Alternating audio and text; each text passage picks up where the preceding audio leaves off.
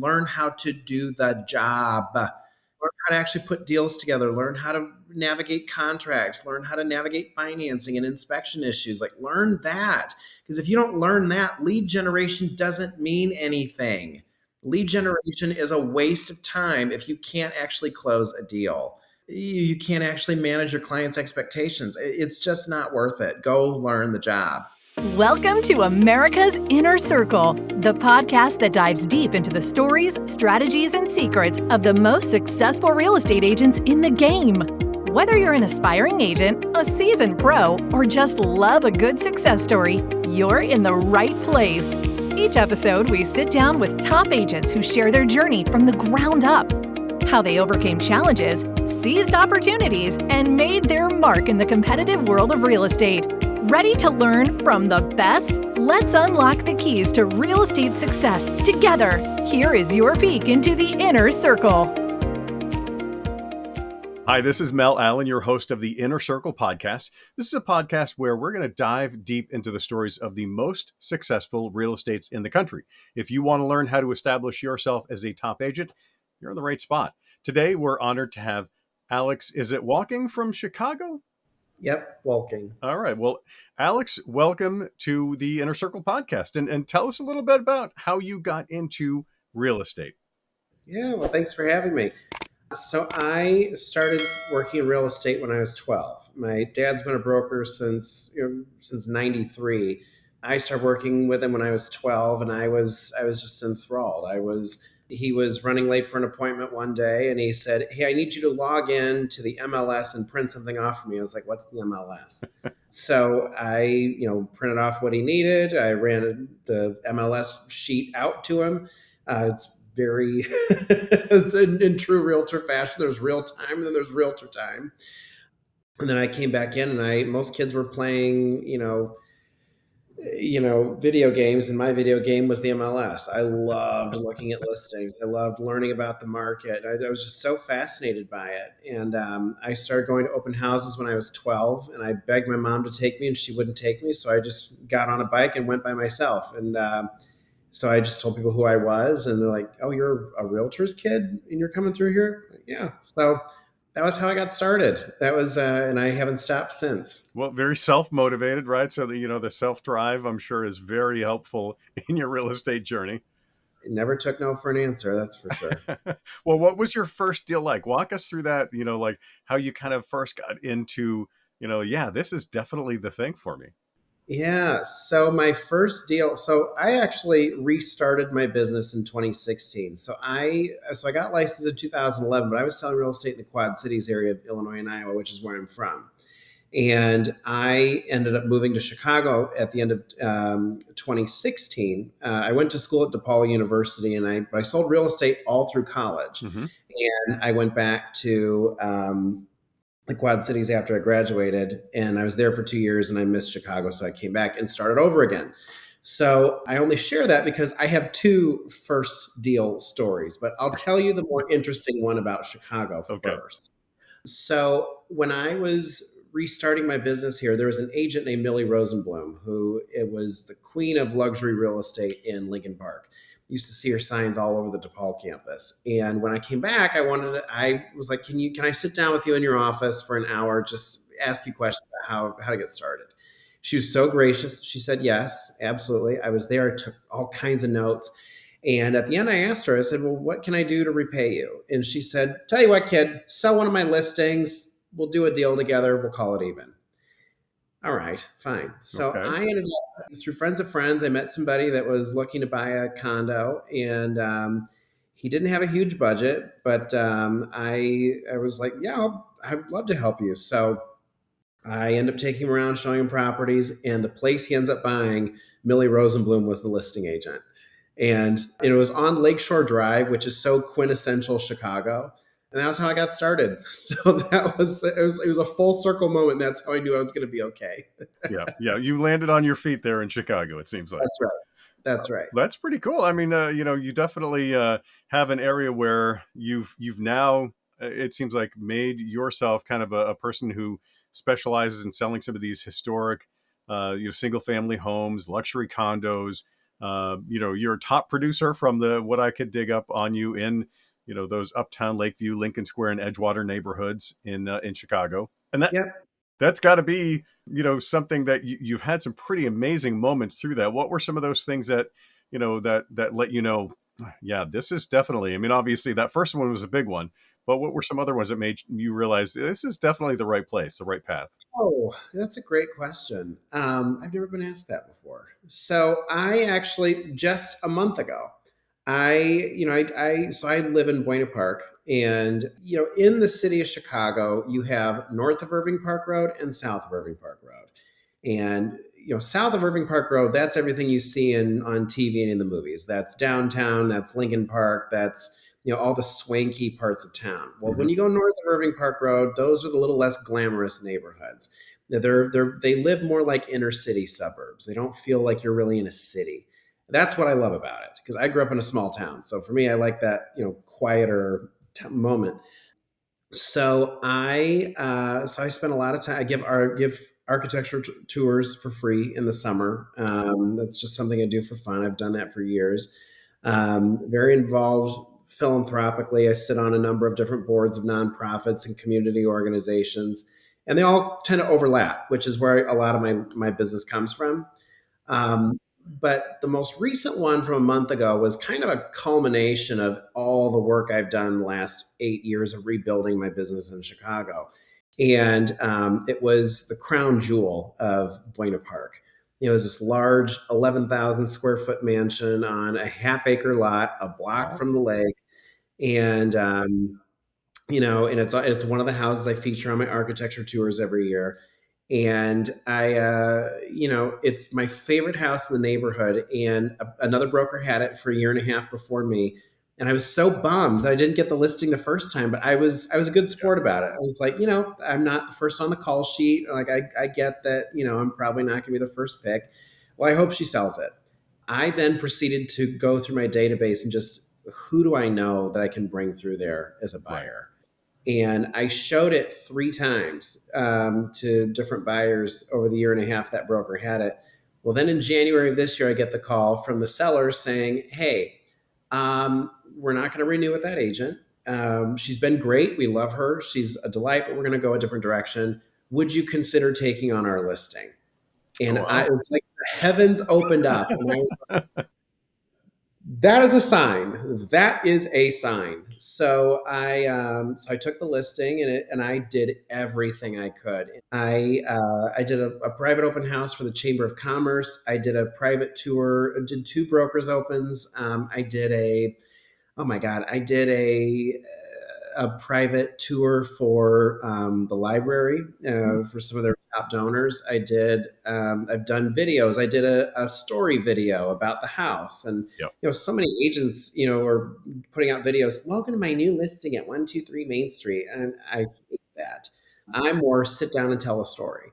So I Right. talked about the history and the architecture of the house and why it was important. Finally, I've sold enough single family homes in the neighborhood to know that a lot of the buyers who buy these homes come from one of 3 zip codes. Hmm. So I put a big, massive postcard together, and I said, well, it's a big house and it's on a large lot, which tells me the buyer for this is probably going to be somebody already in a single family home, probably smaller, like a standard single family home, and they're going to want more space and more land. So I sent out a postcard, and lo and behold, 2 weeks later, I get a call from an agent saying, "Hey, one of my clients just got your postcard and they want to come look at your house."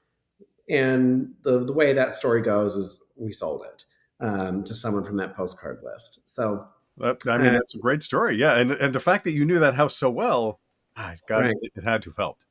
Knew it forwards and backwards, and that's, I hear that comment a lot, and I hear that comment all the time. It's like, wow, you really know your product, because I do. I take pride in what I sell.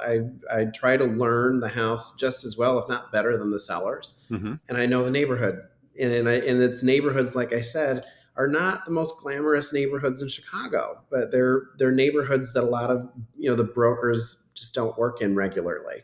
So you need to be able to Right. tell a story in a way that makes people feel comfortable and at home, and the biggest selling point is the fact that I live here. Right. It's I have a little different knowledge than most agents who would come to sell a large home in a nice but not top of the line neighborhood. So Yeah. Well, I think knowledge and, that intimate, familiarity and the story, right? People need, I feel like a lot of the times to keep their attention, otherwise it's just like, yeah, yeah. it's got doors. Yeah, it's got a lawn. Well, and human beings in our nature is just to be, you know, we're story people. We relate to Yeah. stories.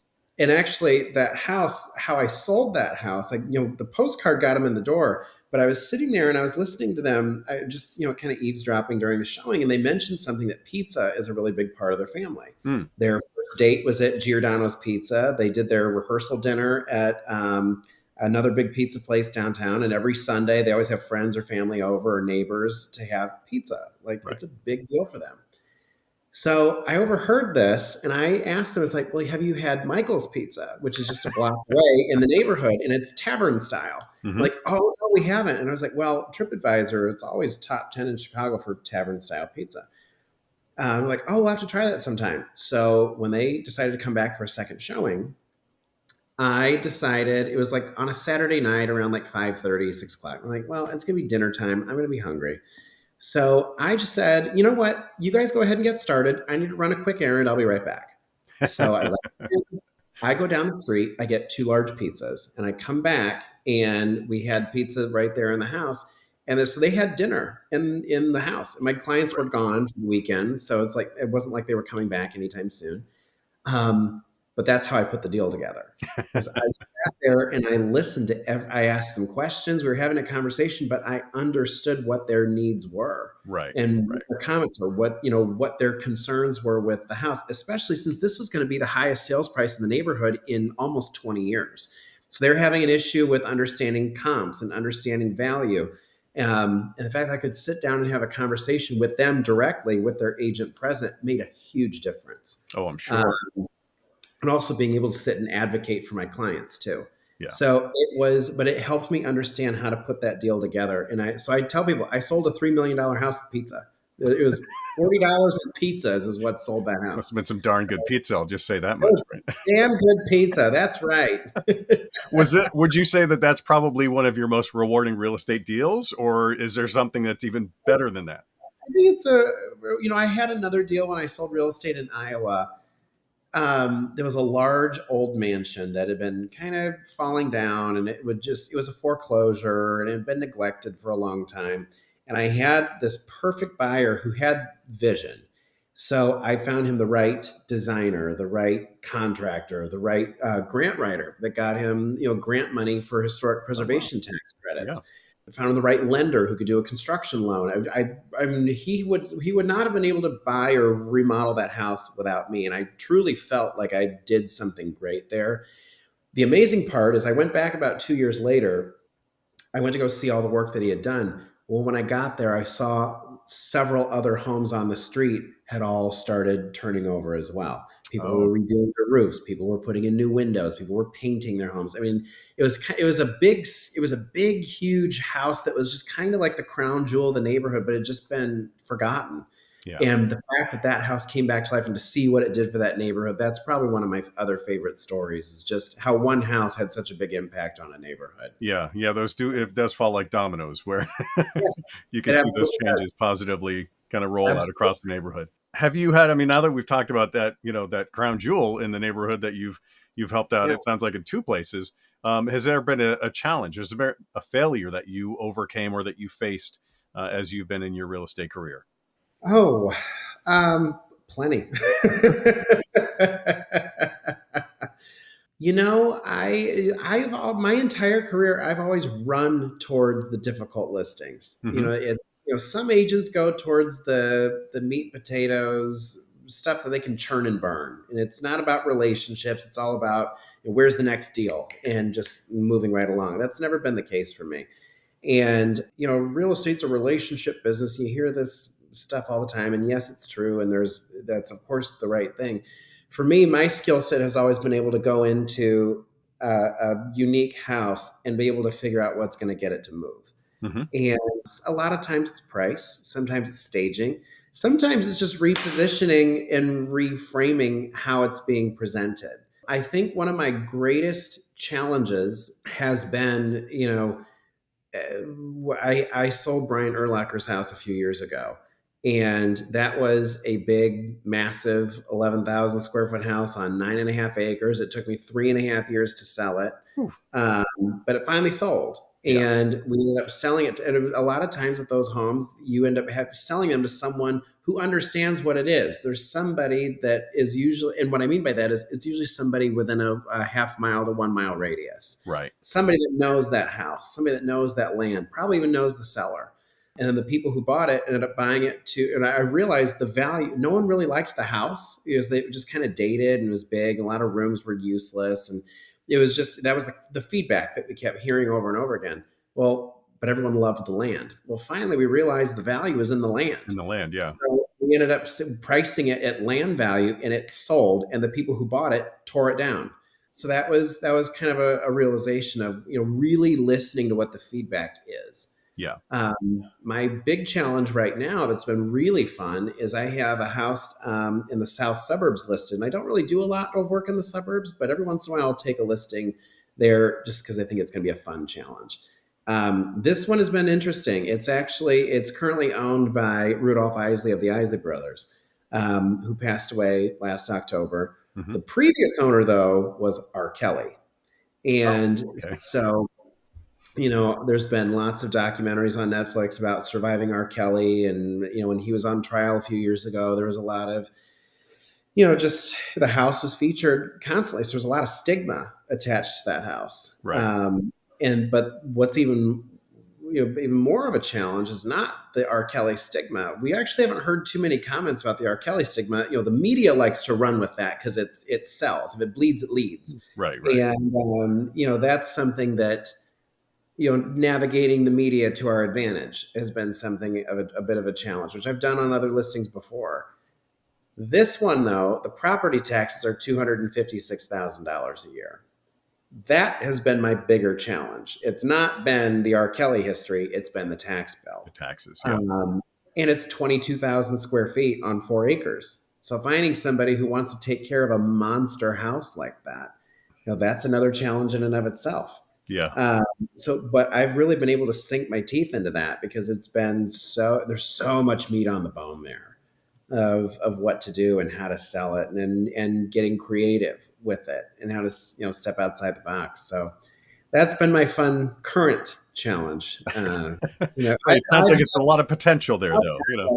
I've put listings up for auction in the past. I mean, pretty much a lot of my sellers they know I'm going to try anything. Mm-hmm. They know I'll throw anything to see what sticks. And part of the reason I think that's the reason I get a lot of these listings is because they've heard my reputation referral of, or frankly, I've had other sellers call me because they've watched what I've done on other listings. Yeah. Like they see, I see how you do your listing descriptions, see how you do your photos, I see the events you do. I've been to certain events that you do, and they just know that there's this desire to succeed and a desire to almost like prove people wrong. Because when you hear and it's almost like because my dad growing up, he would always tell me, he's just like, he never wanted to do a lot of high-end real estate because he's like, well, they don't sell. And I was like, I don't buy that. Yeah. Frankly, I just don't buy that. They do sell. And so I just do everything I can to prove my dad wrong. I should probably see a therapist about that. It seems like something's working about that for you. So, having a tiny chip on your shoulder, I think, about that is probably working in your favor. So, chip on my shoulder, story of my life. I've been accused of the same, so it's okay. You're in good company with that. Well, it sounds like you've taken what some would probably call some risks then in doing some of these listings. What is one of the risks that you've taken that maybe worked out or maybe didn't work out that you'd like to share? Oh, I can share that story. I had a listing a few years ago that we put up for auction, and it was on Billionaires Row here in Chicago, also known as Astor Street. And it was right at the peak of the pandemic, summer of 2020. I mean, it was this massive, 6,000 square foot, 1890s mansion that needed a lot of work. But it's like, what's this worth? I mean, this is also right in the peak of the George Floyd protests and the social unrest in downtown and Michigan Avenue had storefronts bashed in, and it was only 3 blocks away. So really trying to get people comfortable with buying a $2 million home that needed another $2 million worth of work done to it at that point in time. Yeah. So what do you do to get people in the door? So I told my client, I said, we need to do something drastic. Either, you can always do a price drop, but even a price drop's not going to guarantee that it's going to sell. Right. So, and you don't really know where the bottom is until somebody makes you an offer. But what you need to do is get people fighting over it. And what I suggested there was, let's put it up for auction. So we interviewed multiple auction companies. We selected one, and we had a bunch of people bidding on it. It was an online bid, and then the buyer who won failed to perform. So that was, it was really disheartening. So, they, just things didn't work out, and we ended up going back on the market. But what happened though is we got the attention of a The attention, buyer yeah. who missed the auction and Oh, came back, and he was like, "I'm so glad that I didn't want was to able miss it again. Yeah. Yeah. to." Correct. Didn't want to miss it again. Yeah. So that's exactly what happened. So it ended up working out fine. It worked out okay. So, the previous buyer had, their reasons for whatever, but it ended up working out all right. It definitely sounds like it is. That's a good risk. Yeah. I mean, But, the here's attention, the thing though, is like, you got to how do you keep your client's confidence? And how do right. you keep your client moving forward in that time? Because that client was so, she was upset, by how it all went out. She didn't get the price she hoped for. She, Right. went along with the whole process, and then, it just it was a tumultuous process, and but it was a wonderful learning experience for everyone involved, and I would absolutely do it again for Yeah, sure. yeah, yeah. Buying and selling, I could say from my perspective, as somebody who's bought and sold a couple of houses, it can be an emotional roller coaster for us. You on the other hand, you have a different kind of set of emotions that sometimes you're going through. I mean, obviously you're managed that, but you're also sometimes you're talking about these houses that take, 3 or multiple years or multiple attempts, to sell. How do you stay motivated sometimes during those periods where you're like, well, it's not getting that attention? Yeah, it's that's the thing is, whenever agents, I get calls from agents all over the country that I've met who know my skill set, my talents, and they're just like, well, what would you do here? What would you do there? And just last week, I was on the phone with an agent in Colorado who has a condo that he can't move, a Mhm. condo. And he's just like, he's like, the problem is the bedrooms are in the basement. You got the main level living space, and then the 2 bedrooms are in the basement. And I said, so it's a reverse one, and it's a reverse 2-story. And he said, a what? I said, yeah, a reverse. It's like, it lives like a 2-story. You've got bedroom, main level and bedrooms upstairs, except here the bedrooms are in the basement. He's like, oh my god. It's like, right, just rephrase. I Yeah, was like, make it up, like yeah, just have fun with it. And I haven't checked back in with him to see what's happened since then. I was like, reframe how you reframe how it's being portrayed, and sometimes it's just a matter of changing. It's like it's like a Rubik's cube. You just have to keep right. turning it until everything matches up. Yeah, I Um, think some people get so committed to a story they forget that they can rewrite. You can reorganize the story. and not even they get committed to a conventional story. Yes. They get committed to, overused adjectives and phrases that you see in real estate all the time. How many times have you seen a home? I bet you if you looked up the words open concept or updated kitchen on realtor.com, you're going to get thousands of responses. Too many. It doesn't tell me anything. Yeah. It doesn't tell me anything. And that's not, you have to rephrase how you use it. And also, I just sold a condo here in Chicago in North Halstead, which is one of America's first gayborhoods. And this particular condo faced into the alley, so it didn't have a view, Hmm. but it had a massive roof deck, a massive private terrace on the second floor. Oh, nice. And so I had to rephrase, well, how do you sell this property that's on the back of a building across the street from a nightclub that is very noisy? So I knew we're going to sell this to someone young in their Yeah. 20s, probably gay, first time home buyer that's going to love that It's terrace going to be and probably fantastic. Yeah. and probably goes to that club. Right. That's who we're going to sell this to. So I wrote the listing description. I'm so shocked I didn't get in trouble for fair housing violations, but I used a lot of kind of millennial Gen Z gay. And by the way, I'm an openly gay man, so it's not like I'm discriminating here. But I used a lot of euphemisms. Like, remember this past summer when that demure went Oh, viral? yes. Yeah. Very demure, very cutesy. It's so brat.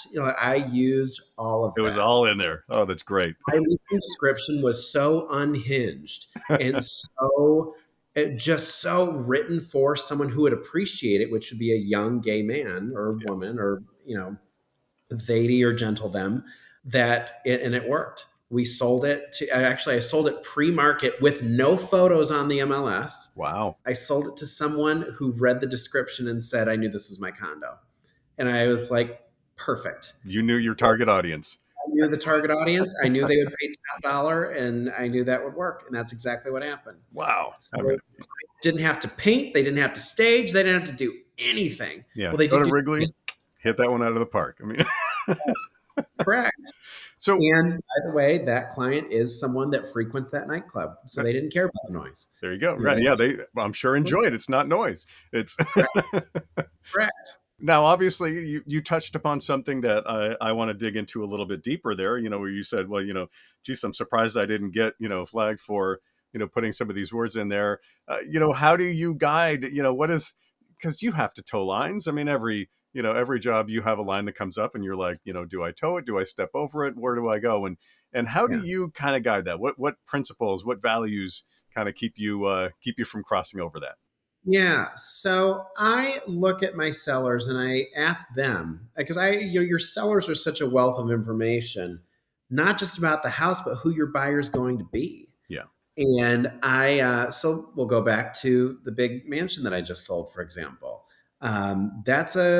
I looked at my sellers who were very poised, they're very classy people. They're very, but they're not, they're not stuffy. You're very respectful. They don't wear designer clothes. They don't wear, they're not your typical, when you think like new money, name brand everything, like that is not who these clients are. They're very, very quiet and very private.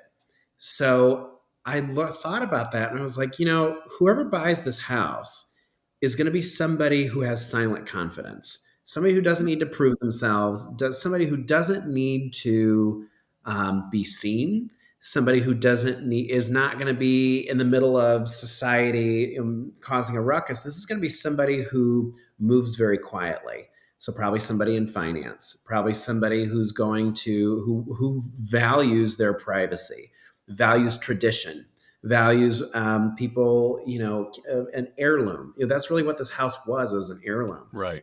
So I made a video, and a lot of my listing description was about the architecture, was about what the importance of this particular architect was.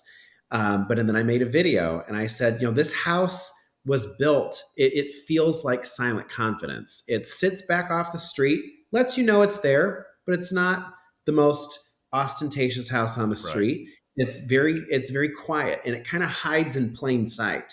So I ended the video saying, and I think the next buyer is someone who also has silent confidence. That got so much attention because people are like, oh, because basically what I did was I just said, if you are pulling up in a Lamborghini, this is not your house. Not the right house. Yeah. You're not the right house. Now, if you pull up in like a 1990s Rolls Royce, this is your house. Somebody who understands and treasures things that are rare. Right. And that's exactly, and the buyers who showed up, They got out of the car wearing a hooded sweatshirt, yoga pants, and a sweater. And their car was, and I this is how I knew too. They were driving an Audi S8, but it was custom with the matte finish on it. Right. And I knew that was a custom car, and I knew it was rare. And I like, this is somebody who likes very specific things, but the color of the car was a dark navy blue with black wheels. That color scheme hides. Right. That's not It's not somebody who's flashy. it's not flashy, and it's not somebody who's trying to draw attention to themselves, but it is very high quality. Right. That was how I knew immediately that was our buyer. Fun car to drive, by the way, I will say. Yeah, of course. Like, this is somebody that understands what they were getting themselves into. And when they came in, they asked all the right questions. They talked about they were talking about laying out their furniture, and he mentioned something about, well, this would throw off the scale. This would throw off the symmetry. I'm like, he gets it. You get it. He Yeah. totally understands his house. And I was like, that's our buyer. That's the guy. Yeah. That's Right. the one. And silent confidence worked in finance. Yeah. Like, that was exactly what it was. So, putting in words that particular buyer pool will resonate with, without being racist, sexist, homophobic, any of that sort of thing. But think of what they value. Yeah. That's really what my guiding principle is what are those people going to value? In the case of the condo I just mentioned, they're going to value fun. They're going to value energy and excitement and being social. That's what they're going to value. Right. So that's because it's an exciting place. So that's what's fun for me is going in. I helped an agent out in the suburbs. She listed this house that was built in like the mid 90s. And it was the original owners. And the owner said, like, this is just kind of a boring house. It's just a boring house. Like, they bought the house with all builder grade basic finishes in it. Haven't changed it, but the house was clean. And it was extremely well kept, well managed, eat off the floor clean. And I told that agent, I said, lean into the boringness of it. Lean into the boringness of it. You will sell it to someone who's going to appreciate that it has good bones. So don't talk it up as being this thing that it's not. Call it what it is, and sacrifice the buyers who won't appreciate it. So she made this hilarious video of her wearing the most boring outfit. I think wearing like a beige sweater and not just kind of average pants. And she's like, welcome to the most average house in suburbia. And she's like, see this beige color? It's been that way since 1995. See this beige floors, beige this, beige that. And the video went viral, and she got multiple offers on it because people loved how authentic it was. Right. It wasn't trying to be something it wasn't. And I was like, I told her, don't stage it. Don't stage it. Oh, don't even stage it. Nice. Don't even stage it, because your staging is going to take away from how boring this house is. And she would put in her listing description, are you looking for the most basic, boring, yet well cared for home in suburbia? Yeah, this is the one. Yep. You got it right here. Got it right here. I love the leaning in. Yeah, that's a good topic. That's a good topic. And it doesn't get more cookie cutter than this, folks. And she put that in there. She's like, do you want to blend in with society? This is your house. And she sold it to some people who I'm pretty sure were like kind of introverted. Mm-hmm. And that was, she's like, yeah, we want to blend it. We don't need anything flashy. Nice. Yeah. Introverts, they can be really great sometimes. Oh, yeah. Absolutely. But that's knowing your buyer. That's knowing your buyer for sure. Again, you know who your buyer is going to be. Look at your seller and look at who they were when they bought the house. That'll tell you. Right. Yes. Yeah. I think that's a very, there's a reason why people buy a house a lot of times, especially the builder grade, kind of ones where it's like they're at that point in their life. They didn't just sell need it. something utilitarian. Yep. Yeah. They're not looking for the latest and greatest everything. They just want something to live in, and well-built roof over the head. That's what you need. Yeah. That's right. So you look for somebody who needs just that.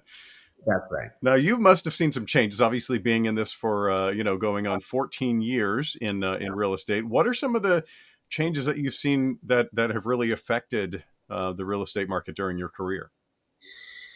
So when I got in the business in 2011, that was the bottom of the market. I didn't sell anything my first year in the business. Hmm. That was a fun time. The changes I've seen have mostly been with technology. I mean, you Hmm. can talk about the NAR settlement and all that jazz. I Oh, finally think I just don't care about that topic because it's so uninteresting at this point. But the main thing I've seen have been influencer agents on the rise, hmm. people using social media and how they're using social media to shop for homes, agents having, getting more creative with putting themselves out there with their real estate content. I mean, now it used to just be you help people buy and sell real estate. Now you have to be an influencer and a media personality, and there's so much pressure to do all this stuff now, and and with technology and with social media, that's probably the biggest change I've seen. Because in 2011, yeah, we had Facebook, but people were just posting pictures of their vacations on there. I Yeah, mean, I they don't think weren't really. anybody called themselves a content creator No, in those no, days. not at all. Not at all. And that's probably been the biggest change that I've seen, has been that. Do you think that kind of that change, that trend is going to continue and kind of grow Oh, even more? I think, well, here's the thing I'm seeing now is the trend that I just this year alone, I can't tell you how many times I've been the second agent on the job where I've gotten clients who said, yeah, we contacted this other agent on, Instagram or TikTok or what have you, or YouTube. And then we started working with them and got really bad advice, got passed around to team members. We did this, and we just need somebody to help us out who's actually going to help us buy a place. What social media has done is it has filled the space with people who know how to be content creators, Hmm. but don't actually know how to be agents and actually be good agents and close a deal and get through a difficult contingency or a difficult transaction. That's what I do really well. Right. And agents like me who've been in it for a long time and have had a lot of miles, that's the biggest change I've seen is our time is finally coming to shine. And it's the because people really value true expertise, not just, oh yeah, they're hot, or oh yeah, they post funny videos. That only gets you so far. You got to know how to do the actual job. Right. But they actually listen as well as they talk, and yeah, Correct. and understand the laws. And That's right. those are pretty important Right. things that you have to know. Understand contracts and everything else. Yep. Where do you think people can, kind of, if they're kind of coming up or interested in the real estate market, where could they go to keep, on these trends of what's happening in real estate? Do you think social media is the best place for that, or From consumers or agents? from up and coming agents? I'd say. Yeah. So for up and coming agents, I mean, obviously, social media is a good place to start. But one of the best things you can learn how to do, especially as this market starts to change, because the last 4 years, it's been very easy to be a real estate agent. Real estate's been falling out of the sky, and you can just sell a house in a weekend. Those days are coming to an end, Hmm. and I know it because I have been there before. And it's a one of I've weathered many storms, and I know how to get through those things and how to coach your clients, how to price properties, how to stage them, what you have to do differently. And it's a what I tell a lot of agents is go learn the basics. Go learn your contracts forwards and backwards. The best thing you have at your fingertips when you're new, you have time. You Hmm. have time.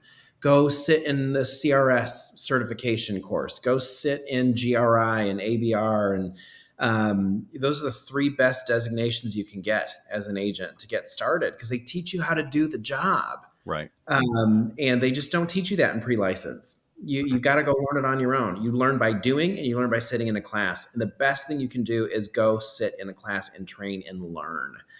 And any of those designation courses offered by NAR are wonderful.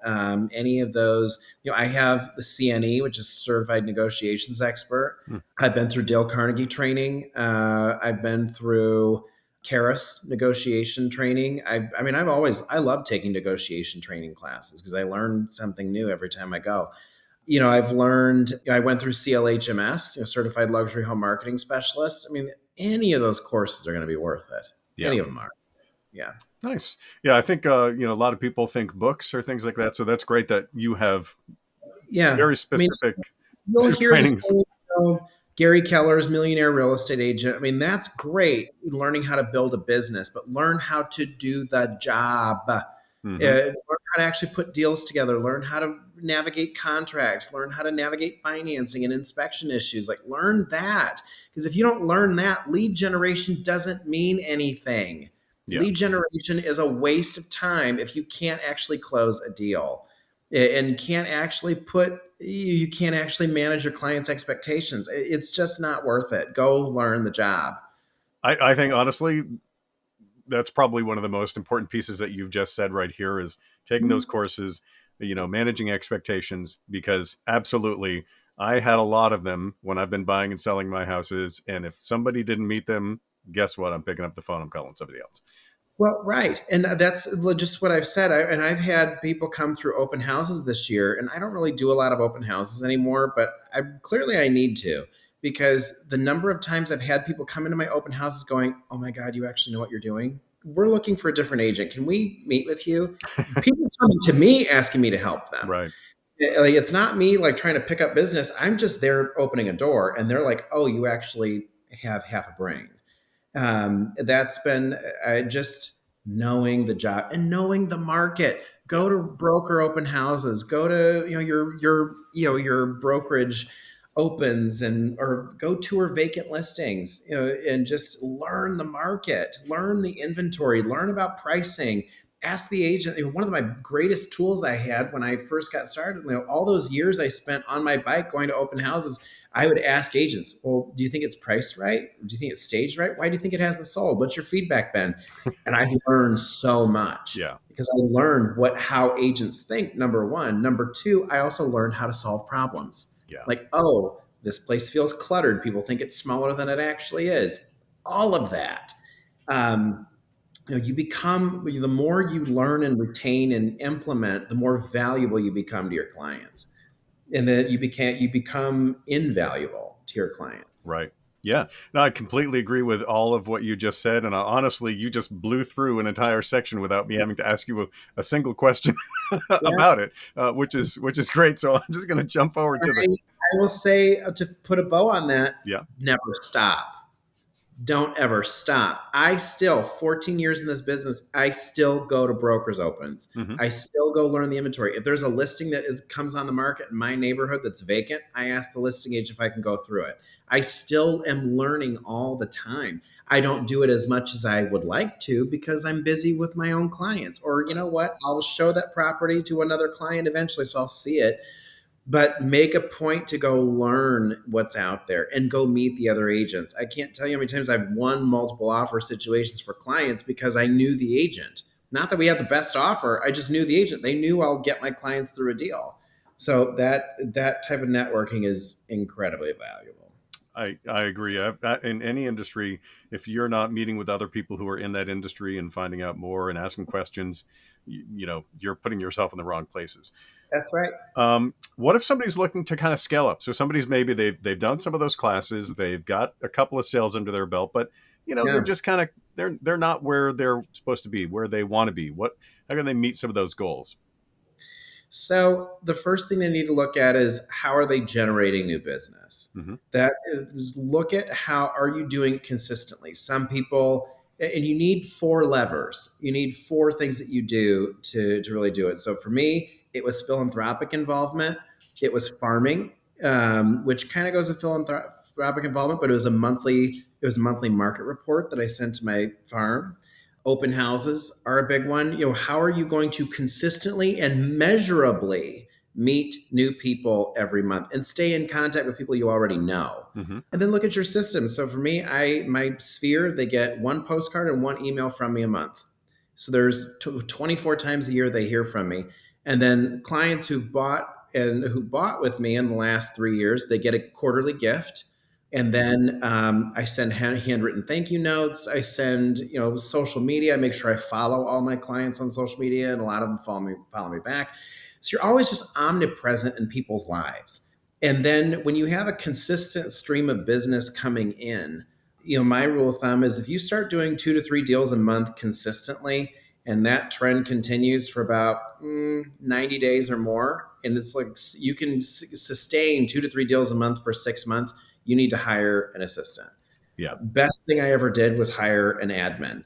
And so I think some agents just want to hire another agent to help them with showings and buyers.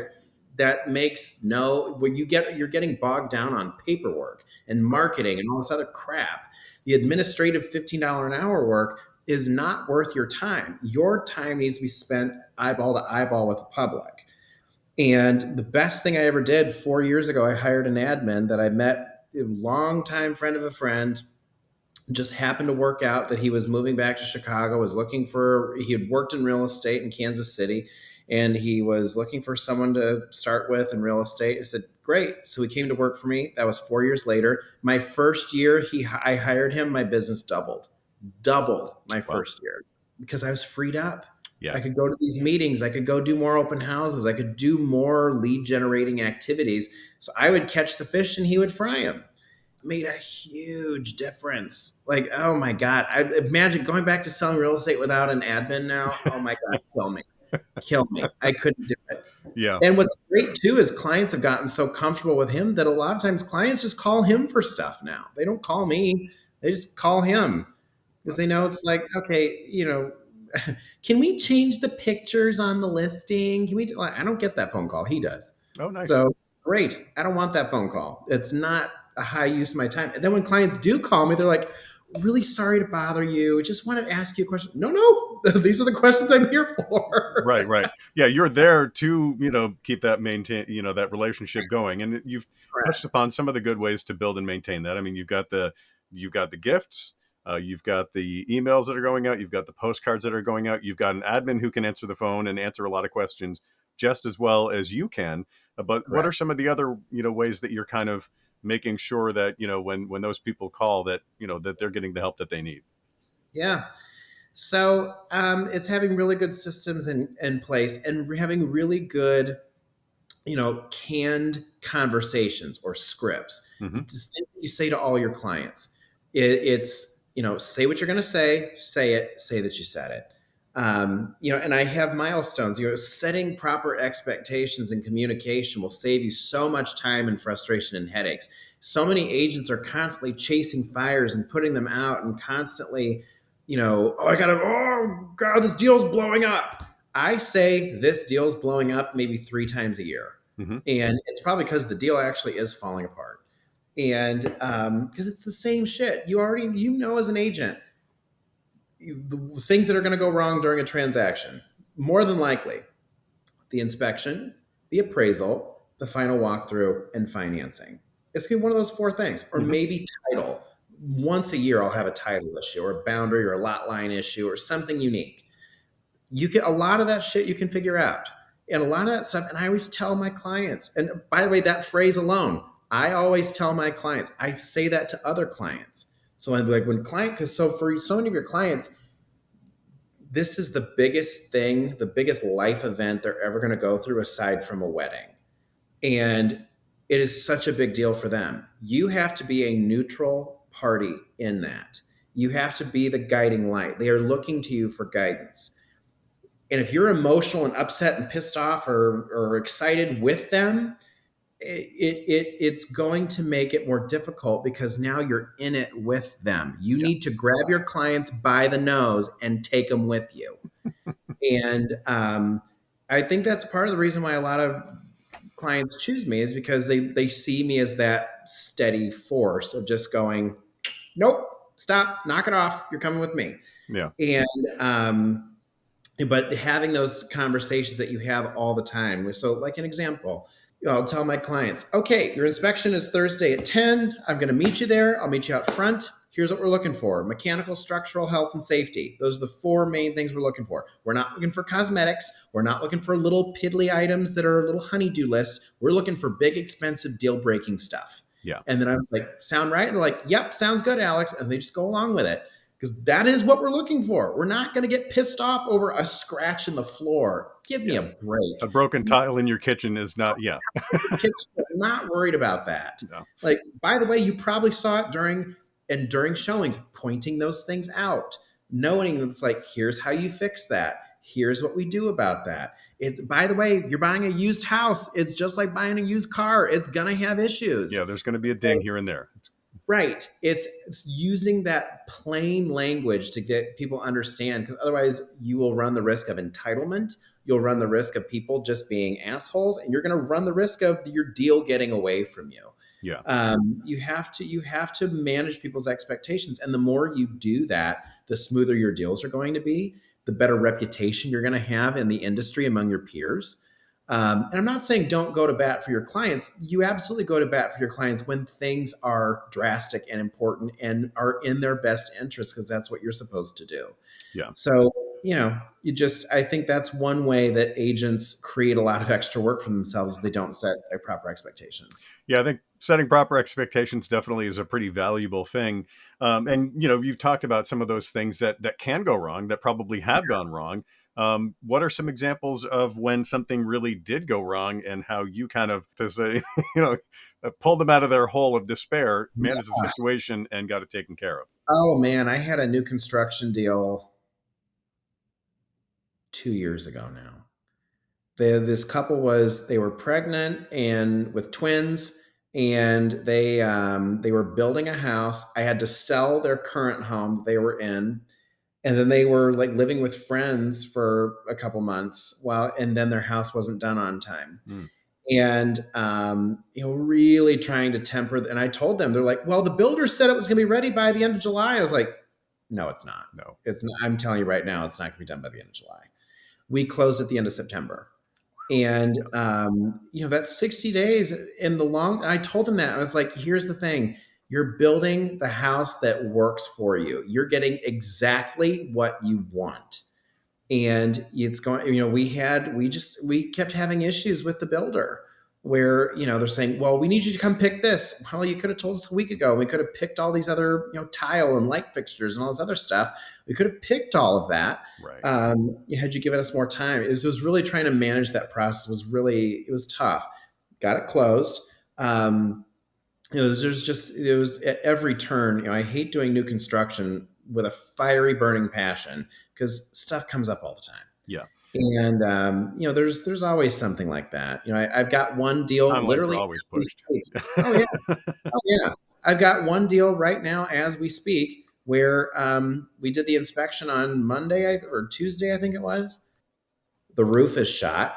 The sewer line has a 6-foot stretch that needs to be replaced. There's no appliances in the house that need to be installed. There's no AC unit. The electrical panel's overloaded and needs to be upgraded. We're talking about a good $30,000 in work that needs to be done. Wow. And but I mean, most agents go, and of course my buyer's like, and I'm just like, what next? Oh, yeah. And then we found out we had radon. Yeah. There you go. Yeah.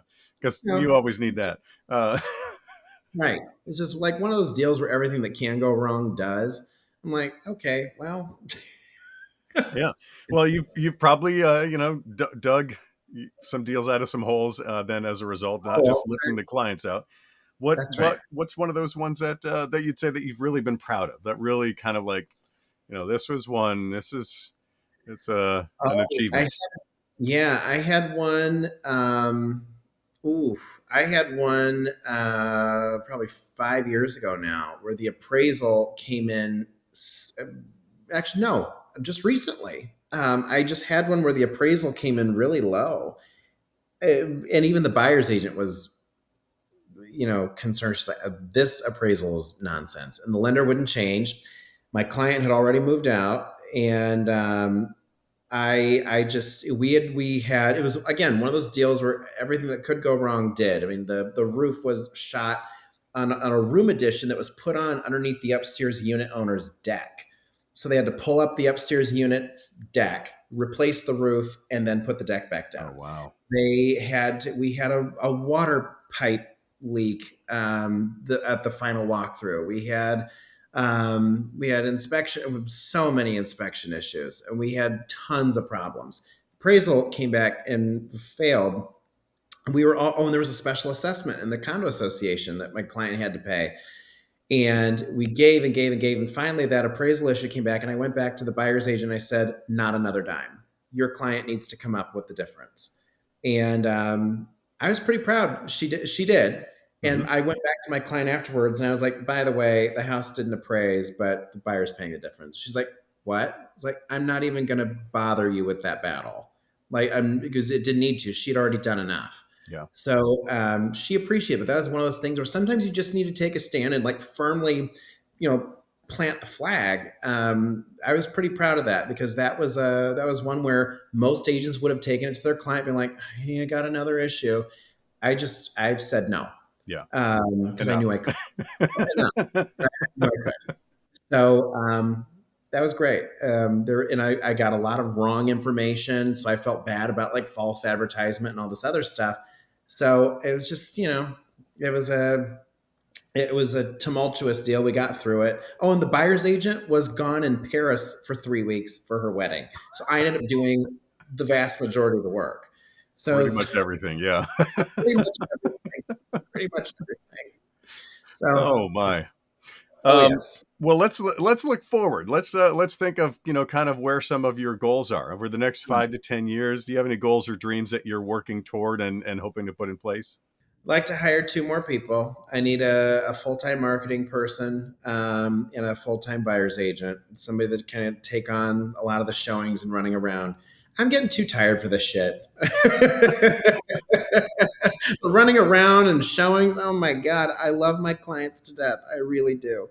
But my God, I need an extra set of legs. Yeah, some of the legwork, I'm sure, Oh, can be exhausting. literal legwork. Yeah. Literal legwork. So there's that.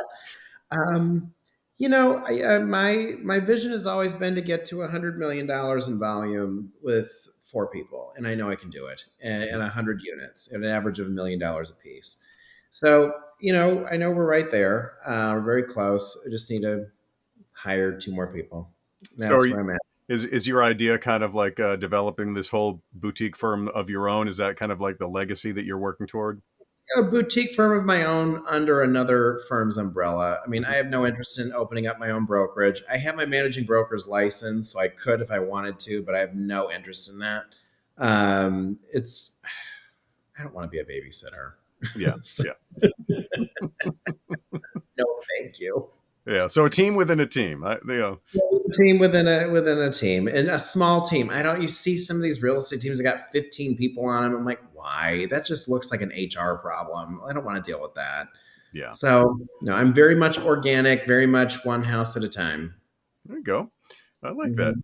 Has there ever been anything that was kind of like, just really strange, really unusual, or just kind of really interesting? I mean, obviously the house that you started off telling us about sounded like it was a pretty interesting place, but anything, that you'd kind of describe as odd or unusual? That's like most of my listings. Um, oh God, just as kind of a general note, I mean, I've had listings over the years. A lot of these larger historic homes have caretakers that come with them. I've dealt with a number of caretakers over the years who, or sometimes you get people who want to be a caretaker that just kind of stalk the house. Hmm. I've had a number of those over the years. I had one guy who cornered my seller in a basement once, saying he was going to buy this house, and that freaked me out. I had one guy, it was a big 12,000 square foot mansion on a hill that everyone loved and admired for years, and it was just kind of I've always gotten the crown jewels that are like the jewel's a little tarnished. Hmm. That's what my listings have been by and large. Um, I had one where this guy shot out the windows in that listing because he was looking for a warm place to sleep that night. I had to go testify against him in court. It was just Oh. I've had listings that I believed were haunted. I've had listings that, and actually one listing I thought for sure was haunted. I was in that house. I only went in that house myself one time. Otherwise, I always had somebody come with me because that house freaked me out. But I went in there one time and it was an estate sale, and I walked around and I was talking out loud to myself and I said, you know what? I'm just the realtor. You're welcome to stay. By all means, I'm here to help you, but please don't materialize and please help me sell the house. And I'll make sure to find the right buyer that's going to make sure you're respected. And I sold the house a week later, and the buyers asked me, she's like, "Is the house haunted?" And I straight up, I could just tell, like, she's just kind of she's a sci-fi nerd. Yeah. And I was like, "Well, I don't know if it is for certain, but I tell you what, I don't come here by myself." I told her, I was just like, "Well, I just told if there were ghosts in here, I made a speech last week that said they could stay. So I hope you're okay with that." She's like, "Oh no, that's why we came to look at the house." And I was like, "Oh, thank God." And she bought it, and she's been there ever since. There you go. So, Again, the right buyer. right buyer. Again, it's like that, knowing when to share things like that, and Yes. like, bring out the correct, it's bringing out the truth in a very authentic, genuine way, and that's, Yeah, you could definitely overshare, and I think that you looked for the signals that she was ready to receive that. Well, she was wearing a Star Trek shirt. Yeah, And that's when I knew. I was like, "Oh, she's a nerd. That's yeah, exactly who we're going to sell this house to." So I was like, "Great." And she loves that house. yeah. Loves it.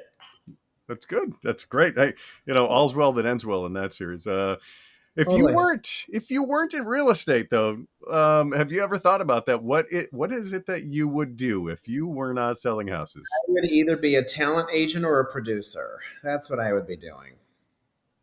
I can see that. Being honest with people, getting the right people in the right place at the right time. I've heard that from many, many people.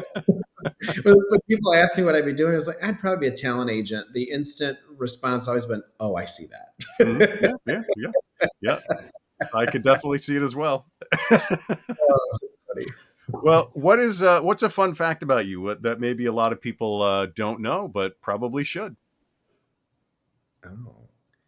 I don't know if it's a fun fact or a random fact, but I'm a huge theater geek, as dovetailing on the aforementioned talent agent comment.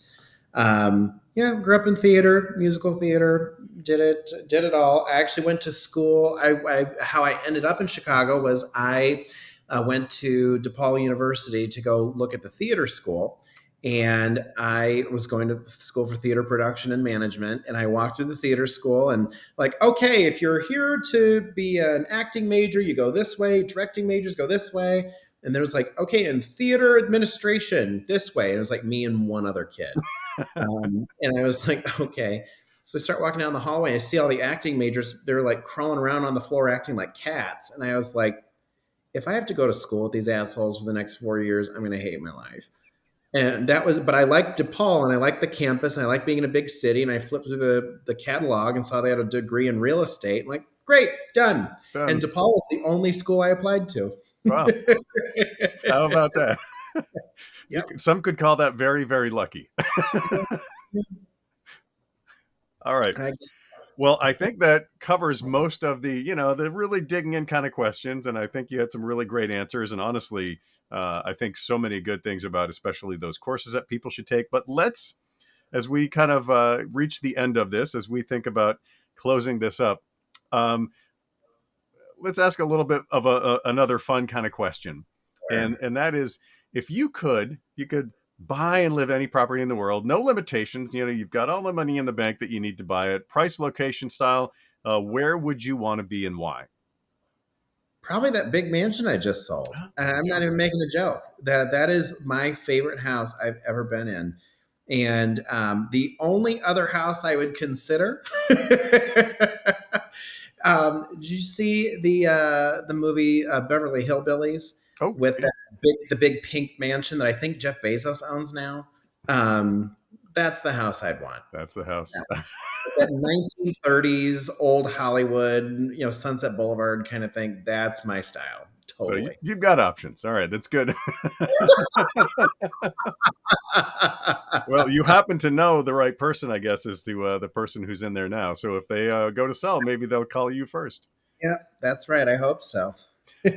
Now, I did find a bunch of social media for you, but obviously, I don't want to give away the one I'll let you do that. Where is it that people can find you if they want to find out more about you, if they want to work with you and your work? Where is it that you recommend people go? They can go to my website, alexwolking.com, Instagram at alexwolking on all platforms. So TikTok, Instagram, Facebook, all of it. And my business page is alexwolking_real estate on Instagram, but you'll get Kevin, you won't get me on there. So I am on Instagram all the time. It is a problem. I love Instagram. So, sometimes I'm faster on Instagram than I am on text. I completely understand that. It depends on which of my accounts I'm signed into. That's right. We'll try to ignore that day. So. All right. Well, Alex, thank you so much. I really appreciate it. And that's going to wrap up this episode of the Inner Circle podcast. And I hope that everybody who joined us found some really enlightening information from Alex and some great takeaways, how you can turn that real estate career and bringing that up to the next level. Thanks again for tuning in. Find us on Spotify, iTunes, YouTube, Instagram at America's Inner Circle. We're on all those places. Alex will be sure to tag you. And thanks again, Alex Wolking, for joining us. And we'll see everybody again next time. Thank you so much.